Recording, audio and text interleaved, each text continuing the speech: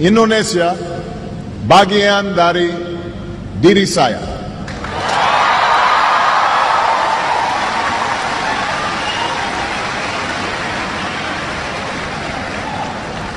I first came to this country when my mother married an Indonesian named Lolo Sutoro.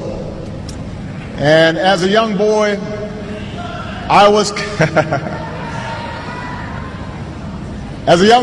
coming to a different world.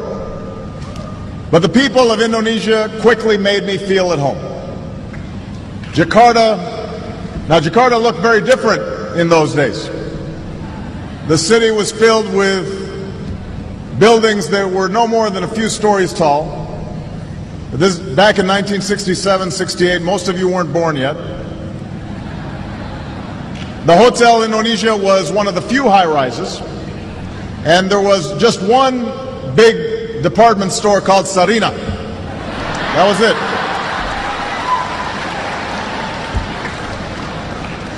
Becaks and Bemos, that's how you got around.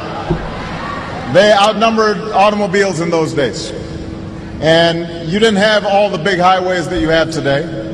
Most of them gave way to unpaved roads and the kampongs. So we moved to Menteng Dalam, where, hey, some folks from Menteng Dalam right here. And we lived in a small house. We had a mango tree out front.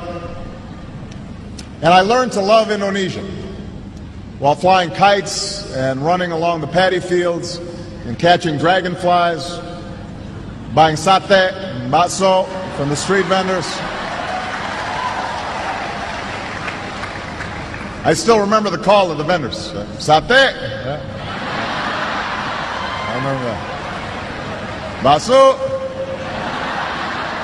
Enak, yeah?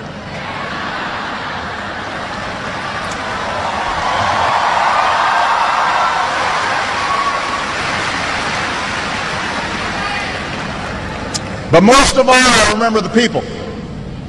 The old men and women who welcomed us with smiles, and the children who made a foreign child feel like a neighbor and a friend, and the teachers who helped me learn about this country.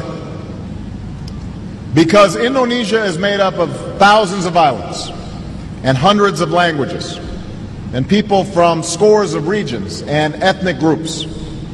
My time here helped me appreciate the common humanity of all people. And while my stepfather, like most Indonesians, was raised a Muslim, he...